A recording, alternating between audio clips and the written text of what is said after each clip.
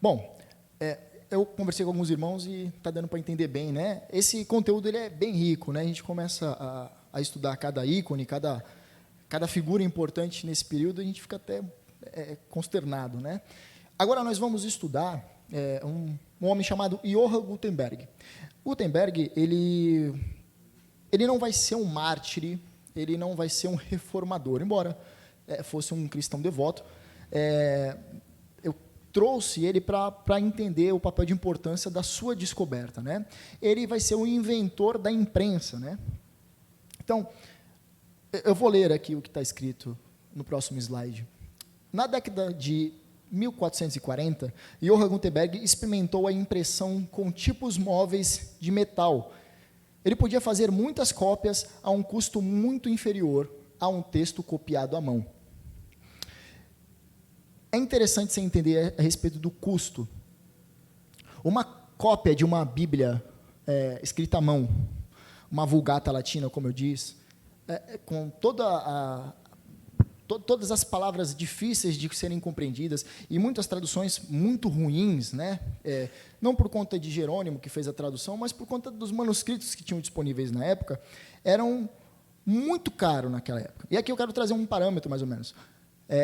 Dizem os historiadores que uma Bíblia, uma Vulgata Latina, escrita à mão, custava cerca de 30 a 40 libras. Para a gente entender mais ou menos o que é isso, o que custava mais ou menos isso, 30 a 40 libras significava 9 mil, quase 10 mil centavos. 10 mil centavos, tá? 10 mil centavos para a gente fechar, 9 mil uns quebrados. Mas naquela época, agora a gente vai ter uma noção da alimentação. Para você comprar uma galinha, custava só 2 centavos. E um porco, 4 centavos. Né? Então, muitas pessoas trabalhavam um mês inteiro para comprar uma página só. Né? Quando o Wycliffe, como eu disse, o primeiro, a Estrela d'Alva da Manhã, a Estrela d'Alva da Manhã, já virou outro ser, já. A Estrela d'Alva da Reforma Protestante, ele fazia as cópias de páginas e os lolardos saíam com uma página só, guardada consigo, para pregar, né, aos camponeses. Mas aqui, com a invenção, né, do Gutenberg, isso começou a ficar, o custo, obviamente, as primeiras Bíblias, e aí está até falando aqui em 1456, foram impressas 200 cópias da Vulgata, elas eram caras, né, mas com o passar do tempo começou a ficar muito mais barato. E aqui atrás tem a imagem, né, de uma prensa, né, de Gutenberg. O próximo slide vai mostrar a importância dessa invenção. Lutero e os outros reformadores, através da invenção de Gutenberg, poderiam fazer com que a palavra de Deus ficasse disponível a todo jovem do campo e a qualquer empregada doméstica. Né? A partir do momento em que todos tiveram acesso à Bíblia, nenhum sacerdote, papa ou concílio se colocava entre o cristão e sua Bíblia, né? E a compreensão da sua Bíblia. Então, isso é muito importante a gente entender, porque essa invenção, embora ela não seja o Gutenberg não seja um reformador, a sua invenção vai contribuir de maneira assim total assim para a reforma protestante. Então, o próximo slide, mais livros foram, pra você ter uma ideia aqui, mais livros foram impressos de 1460 a 1500 do que escribas e monges haviam produzidos durante toda a Idade Média. Então, num período de 40 anos, eles conseguiram produzir mais material do que quase, a gente coloca a Idade Média alta de 500 anos, mais ou menos uns quase 1000 anos. Quase 1000 anos. Em 40 anos, eles produziram mais do que quase 1000 anos.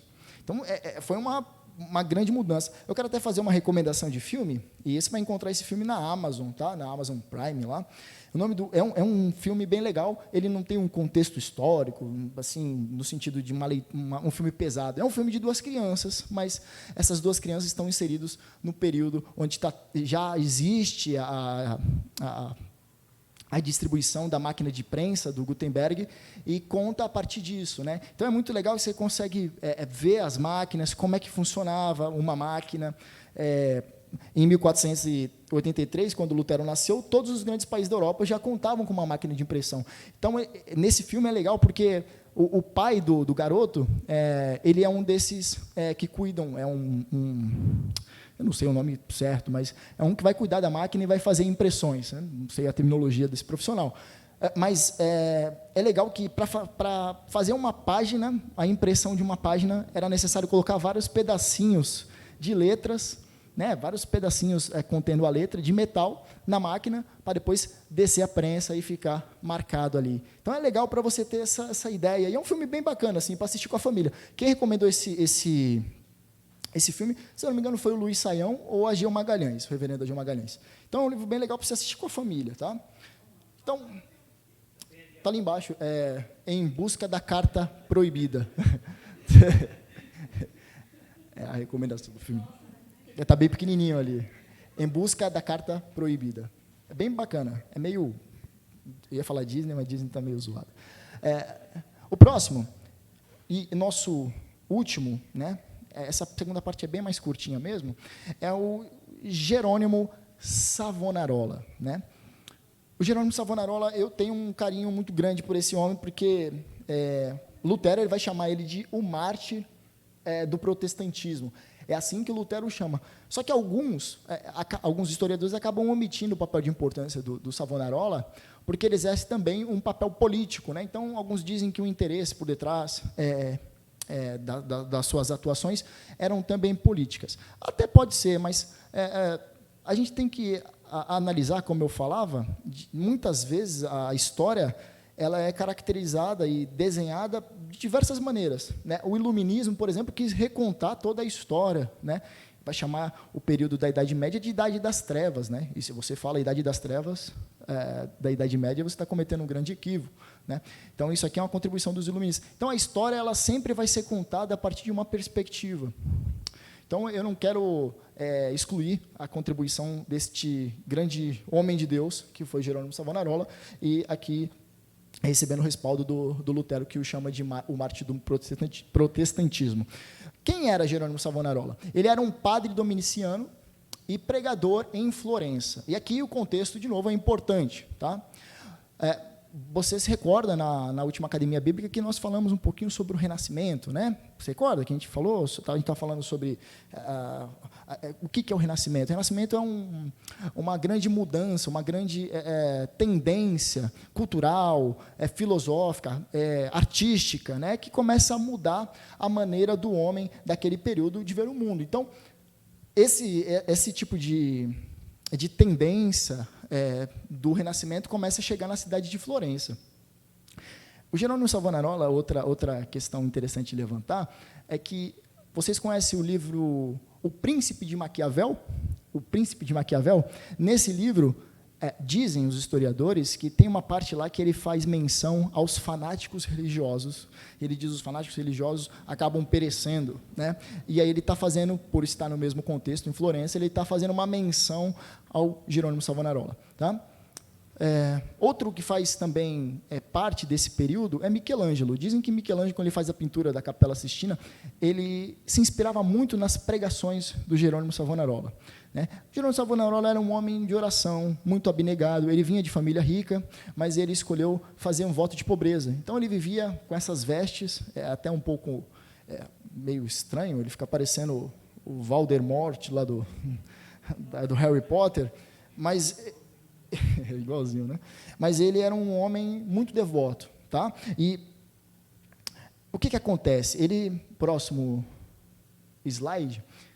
Diante desse levante, né, do Renascimento, a igreja, falar antes primeiro a cidade ela começou a ficar muito voltada para si, as riquezas, a cultura, eles começaram a dar muito valor à pompa, né? Então, já ninguém mais fazia voto de pobreza, e isso o incomodava bastante. Ninguém mais se preocupava em uma vida de doação ao outro, e isso começou a incomodar muito este homem. E aí ele começou a perceber que esse tipo de tendência que influenciava a cidade acabou vindo para a igreja, naturalmente. Né? Então, a igreja ela começou a ficar muito mais voltada para si. As pessoas não eram mais piedosas, as pessoas eram muito autocentradas, né? Elas gostavam de acariciar os egos, e até conversando com a minha mãe, geralmente, quando vou falar, eu acabo fazendo uma menção para ela, ela fala, é muito parecido nos dias de hoje, as pessoas estão muito mais individualistas, mais egoístas. Eu falei, é verdade, mãe. Vamos continuar aqui. Aí o que aconteceu? Ele vai atacar a imoralidade e a autoridade do Papa. Ele já chega, né, metendo o pé na porta. O Papa Alexandre VI, ele lembra que eu falei sobre simonia? Ele comprou o cargo dele. Ele comprou o cargo dele de papa. Ele pagou por aquilo ali. Então, o Jerônimo Savonarola vai colocar em questão a autoridade do papa. E também a imoralidade, tanto a autoridade como a imoralidade que ele tinha. Ele tinha muitos filhos bastardos, né? Ele tinha filhos, ou sabe que padre não tem filhos, e papa, então, imagine um filho do Francisco aparecendo aí. Não existia isso, né? Isso, então, é um grande escândalo, mas ele não abriu a boca. Eu acredito que muitas pessoas sabiam disso, mas ele resolveu apontar o dedo na ferida, né? E isso sempre custa caro, né? Como nós temos visto aqui outros homens. Ele vai ensinar que o Papa era falível como todos os homens. Novidade, a gente também sabe disso. Mas, naquela época, tinha um entendimento de uma infalibilidade papal, né? O Papa não falha, né? Ele é o representante de Pedro na Terra. Até hoje as pessoas têm essa percepção e chamam até o Papa de o Santo Padre, tem essa a adoração, a Santíssima, o Santíssimo Papa, o Santíssimo Pontífice, né? Ele tem toda essa atmosfera de santidade e de ter estar num patamar além dos outros homens, né? Acima dos outros homens, e ele vai colocar o dedo na ferida também. Ele vai pregar contra o mundanismo da igreja e a corrupção da cidade. E aí você fica pensando, o povo vai gostar disso? Ele está atacando aquilo que as pessoas mais amam, que é a si mesmo. Próximo. Na verdade, as pessoas gostaram dele. As pessoas gostavam da sinceridade dele. Viam verdade naquilo que ele dizia. E em 1494, Savonarola torna-se o novo governante da cidade. E aqui é um absurdo, porque antigamente o governador da cidade era os Médicis, né? O Médici era o governador e tinham a sua família. Só que o que aconteceu? Esse que era o governador, ele era também o patrono da cultura, então ele que trazia muitas das influências, né, do Renascimento para dentro da cidade. Só que teve uma invasão da França, em Florença, e ele não conseguiu lidar, ele já não era muito bem quisto pela população, ele não conseguiu lidar com essa invasão, e o povo teve uma revolta popular, e acabou os expulsando, né, os destituindo, os seus filhos e ele, do cargo. E aí eles elegem Savonarola como um governador, né? E a cidade ela muda completamente o comportamento. E aqui, nesse período onde que ele vai ser governador, ele estabelece um tipo de teocracia, né? Teocracia, theos, né? Uma democracia pautada em Deus, né? Só que acaba levando muito para o legalismo. Só que ele e todos aqueles que estavam muito inflamados com aquilo ali que ocorria em Florença, acabam fazendo aquilo que ficou conhecido como a fogueira das vaidades. Era uma grande fogueira, e as pessoas lançavam nessa fogueira tudo aquilo que acariciava o próprio ego. Então, muitas roupas, muitos quadros, muitas pinturas, muitos artigos de luxo eram lançados ali naquela fogueira, que fica novamente conhecido como a fogueira das vaidades. Em 1495, ele vai ser suspenso pelo Papa. O Papa falou, Alexandre VI está falando muita besteira, eu vou dar uma segurada aqui. Você não vai ensinar mais. E ele acaba acatando e fica um ano sem ensinar. E aí o Papa olha e fala, vou deixar ele novamente voltar a ensinar, acho que aprendeu a lição. Não, ele não aprendeu a lição. Ele volta novamente a atacar o Papa, né? Ficou um ano tranquilinho, afastado, mas ele retorna. E em 1497 ele é excomungado. Só que o povo, como eu disse, gostava muito desse homem. Só que o governo da cidade mudou e caiu nas mãos de um partido hostil. E esses homens acabaram entregando o Jerônimo Savonarola, mais 2 dos seus seguidores, a 2 embaixadores do Papa. E aqui ele vai ser, tem essa imagem aí que você consegue ver, ele vai ser primeiro torturado, né? E alguns livros relatam que primeiro amarraram Savonarola pelas costas com uma corda e o lançavam descalço lá de cima, lá naquele topo lá, e ele batia com os calcanhares no chão, né? E depois, primeiro executaram os 2 seguidores dele, enforcados, e depois o prenderam lá em cima, o enforcaram e o incendiaram. Nessa, ele, antes de padecer, ele diz uma frase assim: não deveria eu voluntariamente morrer por aquele que tanto sofreu por mim? Ele entendia que aquilo que ele havia pregado era certo, era verdade, e por isso ele não retrocedeu, né? Então, ele tem uma contribuição e tem que nos fazer olhar para a vida de oração desse homem, de renúncia, né? Essa vida de abnegação, que esquece de si mesmo para se entregar em favor da verdade, para que todos creiam, para que todos passem a crer, condenando, apontando o dedo naquilo que é errado. Muitas vezes a gente, como igreja brasileira, acaba omitindo, né, aquilo que é o certo, aquilo que é verdade, aquilo que é notório, só que politicamente correto, como eu gosto de dizer, é a mordaça do diabo, né, e acabam colocando em nós. Mas esse homem aqui, ele não era nada politicamente correto, e por isso padeceu, né? Mas, obviamente, ele morreu com uma convicção certa em seu coração. E abriu muitos olhos de muitas pessoas que acabavam indo por um outro caminho. E agora, o último slide. O último slide é, na verdade, um resumo disso, né? Estes homens, eles foram alguns só dos precursores. Você pode olhar para trás, lá no século XII, e ver Pedro Valdo e os valdenses, mais para frente você pode ver os morávios. Nós temos muitos nomes, muitas pessoas, muitas mulheres da Reforma Protestante que causaram, através de suas vidas, um grande reboliço e viraram o Ocidente de cabeça para baixo, por causa da fé que tinham em Cristo. Mas esses homens foram alguns dos precursores da Reforma Protestante e devem nos inspirar a considerar a importância da palavra de Deus para as nossas vidas, né?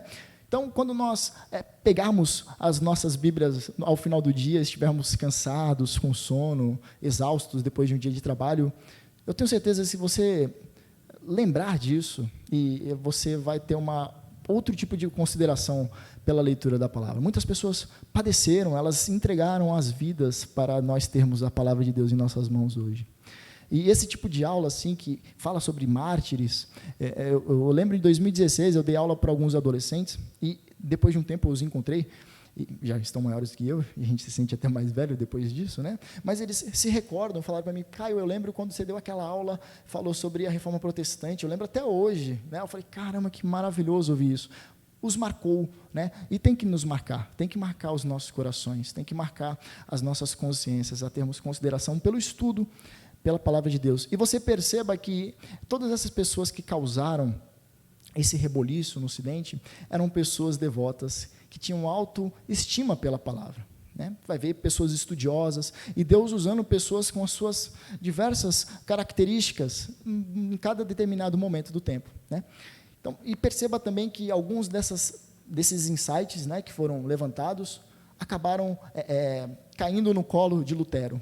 Lutero, com certeza, deveria ouvir sobre esses homens, conhecer esses homens, talvez não documentado, mas muitos deveriam falar sobre estes que foram contrários aos ensinos da igreja, ao grande status quo que era a Igreja Católica. Mas isso contribuiu para que nós, no dia 31, né, de outubro de 1517, tivesse o estopim da Reforma Protestante, as 95 teses de Lutero ali, sacudindo as canelas do Papa. 514 anos desobedecendo o Papa. Meus irmãos, quero também falar sobre a Conferência da Fé Reformada, dia 19, 20 e 21. Só fazendo a menção aqui, nós veremos, com certeza, muito mais informações sobre esse período, e aqui é interessante para você ver o início, né, o percurso até o estopim, mas é importante a gente também lembrar que nós vamos ter muito conteúdo, então ore por esse evento, ore por essa conferência, ore pelas mensagens que teremos durante os domingos, que também será centrada na Reforma Protestante, e que tenhamos nos nossos corações essa consideração pela palavra de Deus, que esses homens assim também o tiveram. Tá bom? Vamos orar?